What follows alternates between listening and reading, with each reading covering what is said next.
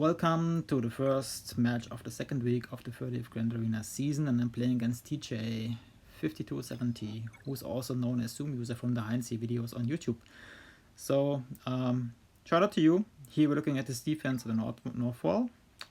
Quite some interesting teams, and the same interesting and strong teams at the South Wall. Also like a Malgus team there. But I started off against level 9 datacron CLS team with R2, kind of interesting. I guess a little bit of boost for offense, some stun capabilities as you can see here, so quite interesting.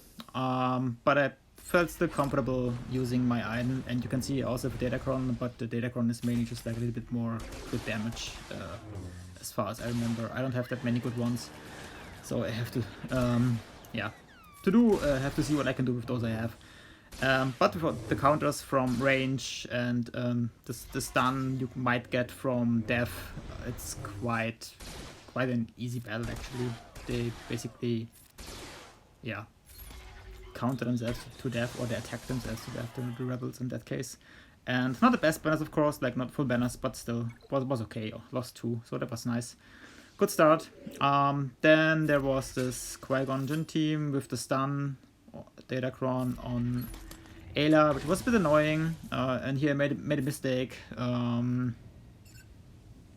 I shouldn't have like swapped this turn to tech and then give it to our friend Echo here. I should have waited with that and do that once the stun fell off of Anakin, and so I didn't make the mistake killing him like Qui-Gon Jinn that was, and so the match was over. So I was noticing my failure while I was doing that, but at the moment it was too late. So I had to clean this up, but still okay, because TJ also had like 2 fails on my front wall, so I was still okay with that. I had the feeling this would develop into an efficiency match, so I tried to play efficient. As you can see, I then went against this gas with, I think it also was a stun-cron, with some other shenanigans on it as well. So I had another team in mind for that, Maul, but I didn't want to risk it. So I said, okay, take and see. I don't have any use for him otherwise anyway, so why not use him versus this team? And it's pretty straightforward as long as you can get gas to sit down. So the protection falls off because of the linked and not because of attacks. It's quite straightforward, and then you can decide if you wanna once you get to your ultimate, nuke them out, or if you want to try to get full banners by simply playing it out like I do here.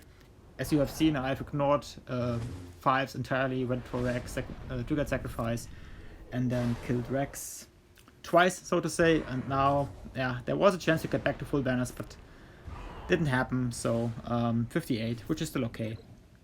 Nice solo. Then I'm not sure. I guess this is overkill. So first time fighting Malgus. I think Treya could also work, but I didn't want to risk it because the health was quite high on that Malgus.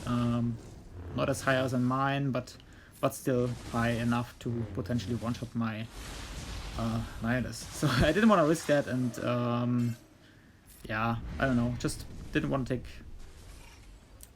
any shenanigans here, so I guess why not try Kylo Ren, see what he can do with the help of Watt.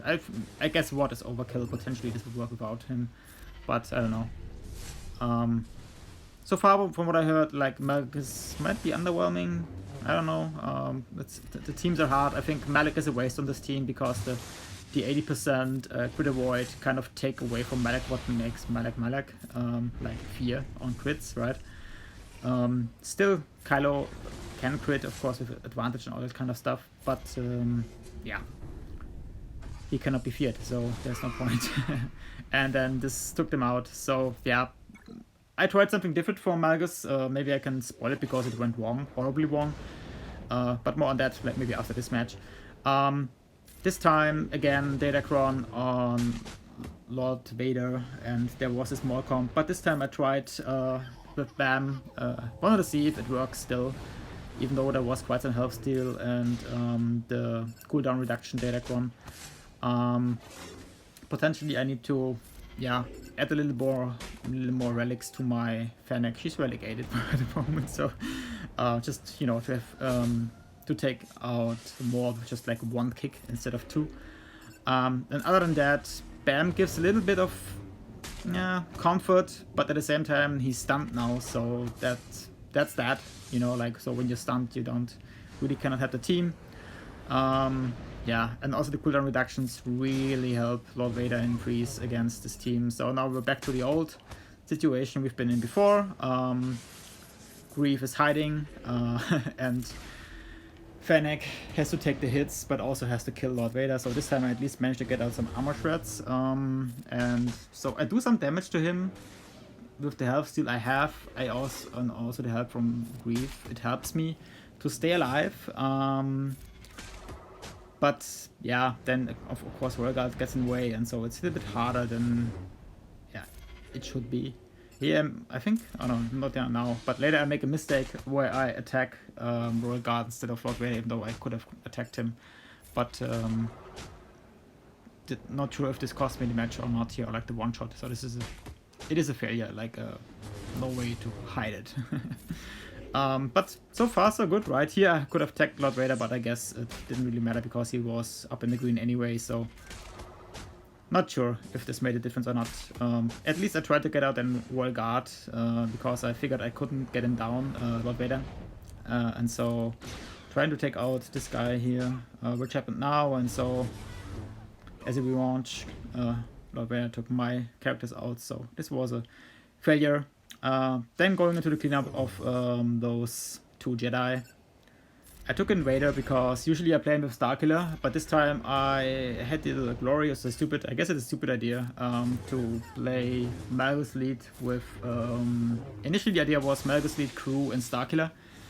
You lose a lot of bonuses for Malgus, but you also get a lot of bonuses back, like 100% more health. In Freeze it might be interesting because you don't get that much bonuses from the Sith allies or Sith Imperium allies, Sith Empire allies. So I thought maybe there's something, and then I replaced crew with old Ben, because I have to ban Omicron, but not the best one. So and my Starkiller might be too slow, and maybe it needs a fast Malgus for that to work. Yeah, so it was one shot. I asked TJ what he used. He said like JKR, so it wasn't a bigger problem, but yeah. Thought might be a cute idea. Maybe it is still, it depends on the tank you're using and the mods, yeah. But overall, a failure. And I can talk about that because we are looking at my JML cleaning out Lord Vader. Easy enough, clean up. And then we're looking at the back wall. As you can see, quite some fun teams, especially this raid team. And for that, I thought about using Armor and Holo, but then I switched plans. I thought, maybe I can use Armor somewhere else, more on that later. And so I opted for this cute combo with Queel and IG, which kind of adds some survivability, at least with the pseudo tank that you have in IG, and also you cannot stun Queel. There's some TM gain for the scoundrels, there's some cleanses happening, all that kind of stuff, but still, there was a mistake in timing the ult, as you've seen. So it was quote-unquote timed right, but then not, because my TM gain was too strong, and so they took out Queel. Then I took out their JTR, and so I was still flying half a ship or half a team. And here I was not sure whether the ultimate as well thought it should work. It worked this time. Also, she got a whirlwind off my opponent way and didn't kill anyone because I was still in ult. That was nice. But I figured one more whirlwind and IG might be gone, which happened here. So it was 1 versus 2. And here I had, it was a bit like gambling, but luckily got my ult in time, and then took out Ray. BB-8 got into damage in and then I took him out, and so very bad banners. But one shot at least, that was what I was going for. Then there was this Sortie team, which is essentially Wampa food. I think in freeze there is no way to make this bomb proof. So what you can do with that, of course, is just like using it as a bait in the front wall, and then putting something in the back wall that you potentially could use Wampa on, like a not ideal C team, or maybe even Star Killer, if you can use Wampa usually, because you can use Wampa there, but sometimes not, but still. So, you know, or you put in something else in the back that usually could be Wampa. Sounds pretty stupid. And so, sorry, yeah, it just takes some time, so you can press auto. At some point you have to go off auto just to use the first special to get some burst protection back, so to not risk being killed by Sorry if she is high offense, because she has quite some oomph. Then, yeah, the roar helps to stack your offense capabilities. Healing immunity helps as well, a little bit at least. And then at some point you just should use basics, because then they will help you to get through the rarer-thick droid that Sorry is. Yeah. Another thing about this match was that TJ was then also starting to attack when I was playing, so it was quite interesting to me. Yeah, to see how things unfold, and I had a suspicion it might turn out to be like an efficiency match. I was guessing that he would have quite strong counters left to take out my backwall teams, and just like was waiting for me to mess up, and then just like taking them out for like 58 banners per team or so, which he kind of did. So good on him. And so it was turned out from like a normal match where I don't really care into like a, oh my god, now I have to play efficient. We'll see a little bit of that later on. Yeah, so 58 again, that was quite nice. Then I went to the north wall, wanted to see what chips I have to deal with later on, and went for dash. Again, this comp, I really don't get it, why you place that. Yes, there's, I mean, same reason why I place it with Ray, right? Or I use it with Ray, those two. Pseudo tank, TM gain, healing, all that kind of stuff. But I think with dash, I don't know, seems a bit wasted. I'm not sure. I might be wrong. Maybe it has some great holds, data or so. I didn't look it up because I don't know, just try to wing it. But once dash is out of the picture, there's really not much unprepared, especially if the Omicron is kind of wasted here. So not sure. Not meant as you know, like trash talking my opponent. It's just like, I guess I'm missing something, or maybe it's just like because my Sith trio is kind of relic 7 to relic 8, and so I don't really realize that it's kind of a tricky team because the stats are just too good on my end to really realize it. Yeah, so maybe some of you have experienced problems with this, so maybe let me know. Or it's just a Treya bait, could also be, I don't know. Yeah, 54 banners, so I'm going like one shots, 54, 58, which is kind of weird. And so going to the next, this was interesting comp, but I think because there is no leader tag on Finn, the bonuses from Han didn't really apply here that he usually gets when you kill the leader. He had just like full turn meter anyway, so that's why he got his turn. But other than that, easy enough team to take it out. The other thing was all these teams had like this 25% turn meter gain at the beginning of the battle. So, and I have maybe like 2 of those or 3. And most opponents I face have like tons of those. So it's like I always have to find teams that can deal with that without a problem. And so you take JKR, you take Han or like Aiden, you know, all these teams that don't really care about that. Or Treya is such a team as well. So, and here we have another one of these teams with interesting comp actually. Shaq and Teko. Teko. Well, maybe we can call him Teko. Tech and Echo. So new, yeah, new name for those two. It's interesting because it's very fast. You have stuns potentially, if you can stun.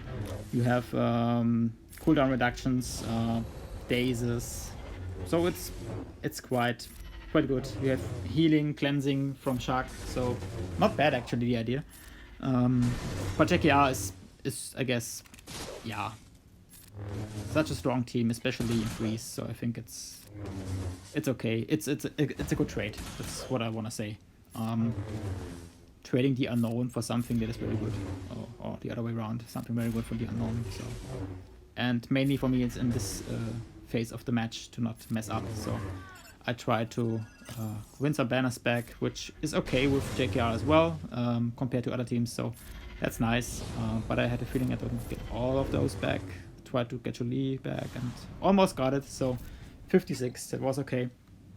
Then there was this Akbar Omicron with Leia Omicron team.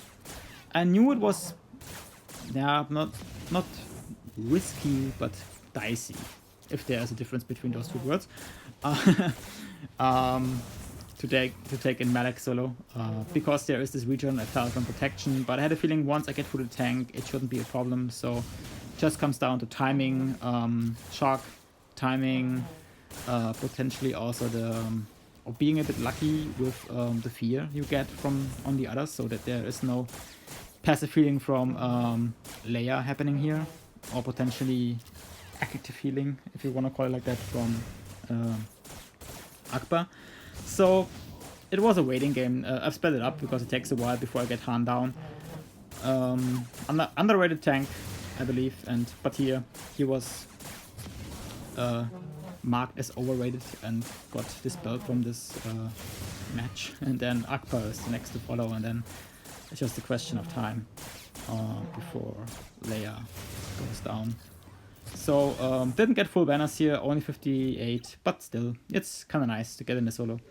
And here's a very fast team. I think one of the nicest teams in freeze you can use, or you can have, if you have a variable and you have a very fast armorer and you have the 25% turn meter bonus for lighted characters. I think this is the team I can recommend, because you start off with the mass assist, which means even a slow, like very slow Canderous gets off his turn meter from the assists, but Maul will then do his special next, so even gets more resources. So he's guaranteed to go next, doesn't matter how fast the other teams are.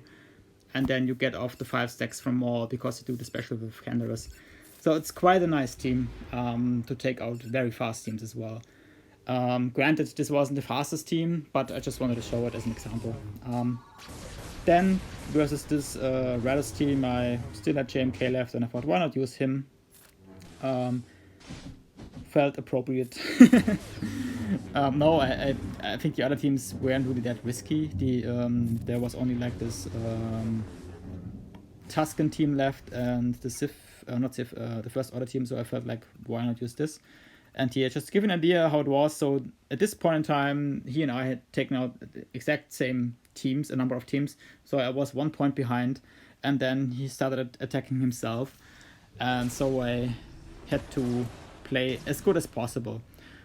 So with this First Order team, I just took in Padme. I took her off from defense. She was on defense duty the first week of the season, and now I took her on offense. This might change again depending on who I face and how I feel that day. I don't scout anymore really. I just like, yeah, this feels appropriate, so why not place it?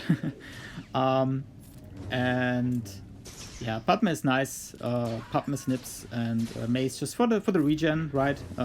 Or you can get the regen via datacron, depends on if you have one available or not.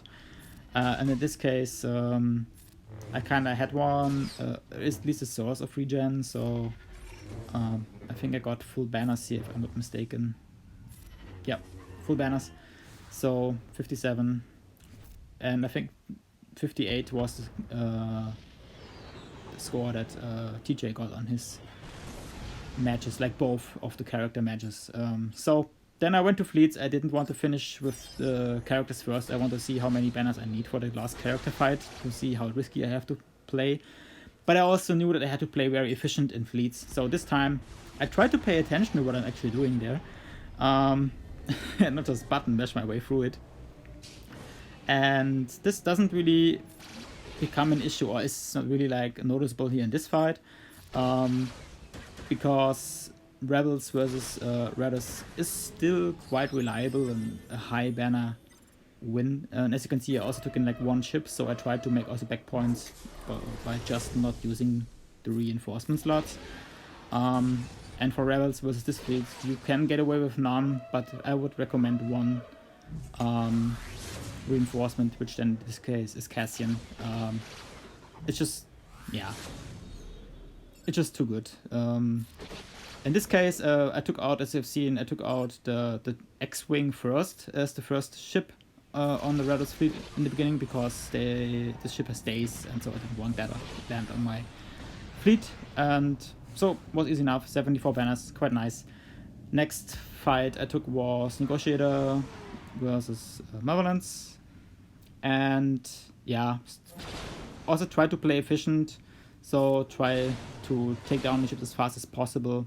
So I mostly relied on the basic from Anakin here, and as you can see, I also got a bit lucky because there's target lock, so I can make a big hit and get some impact on all the ships. Then they're cleansing the spy, almost taking out my Anakin, so it was a bit dicey in this. I felt a bit, yeah, dicey in this part of the match. Then taking in Plo, some Terminator, trying to take down this guy as I did, and then so could then heal up a little bit, or heal up, get my second life, my second attempt life, and then came in our friend Vulture, so I was blinded, but didn't really matter for Anakin. So he could hit, then took out Hyena, and then I realized, why am I not winning? Okay, there's still this one guy I have to take out. And at this point in time, I was like, who is the Vulture that I have to take out? Sometimes, I think this is the one. And so I brought in the ult. Could have also taken in Snips at this point, but I thought ult might be better, so I took that, and yeah, got that 72 banners, which is okay, I guess. And the last fight is for fleets is Executor versus Thrawn, which you've seen me playing horribly wrong. So this time I tried to play it okay. So focusing down the annoying ships in this scenario, which are TIE Bomber, but also the Gauntlet Fighter, or how is it called? This guy, Gar-Saxon, however you want to call him, because he has the cleanse and protection regen, this kind of stuff. Then our friend Interceptor comes in, tries to be cute and make stuff, which he also did. So, but then I focused on this Gar-Saxon. So then I thought, should I heal or cleanse? Should I bring in someone? I decided to cleanse and heal a bit. Got some TM removal or whatever that does from Thrawn, but still okay. Then tried out to take out Vader, because he can also one-shot ships at some point, and so I didn't want to take that risk. And here I was still playing a bit risky, so didn't bring in reinforcement, but took the basic, yeah, and then got 73 banners, so that was quite nice. And as you can see, this was, he had one more ship fight to go, I had one ground fight to go, as you can see here. And so I took in CLS with a datacron versus those Tuskens. I think it's the first time I'm facing Tuskens on defense, I'm not sure. As you can see, my CLS does quite some damage. And yeah, try to focus down the sides first, like the healing guy. Shaman, I guess is the name, the real name, and then the others. And so yeah, didn't get full banners, but only lost 1 banner, which was okay, and it was enough to win the match. As you can see here, I won by 11 points, so I guess TJ had some problems in fleets. Yeah, so what turned out to be an efficiency match was fun in the end, because I won. So it could have gone either way. So thanks for watching, and see you in the next round. And thanks to TJ as well, so it was fun. Bye.